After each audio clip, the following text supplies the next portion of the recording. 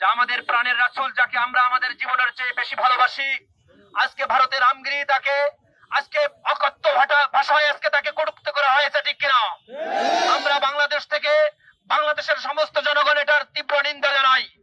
সেই সাথে আমরা বাংলাদেশের সরকারকে, বর্তমান সরকারকে আহ্বান জানাবো, আপনারা রাষ্ট্রীয়ভাবে এটার তীব্র নিন্দা জ্ঞাপন করবেন। সেই সাথে আমরা ভারতকে জানিয়ে দিতে চাই, বিজেপি সরকারকে জানিয়ে দিতে চাই, জনাবে রাসূলুল্লাহ সাল্লাল্লাহু আলাইহি ওয়াসাল্লামের আদর্শ হলো সমস্ত মানুষকে ভালোবাসা, সমস্ত জাতিকে ভালোবাসা। কিন্তু আপনারা সেই ভালোবাসাকে উপেক্ষা করে আপনারা আমাদের কলিজায় আঘাত করেছেন।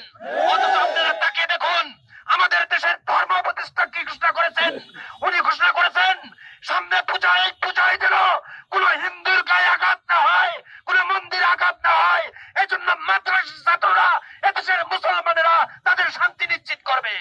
আর আপনারা সেই শান্তিকে নস্যাৎ করার জন্য পায়তারা করেছেন।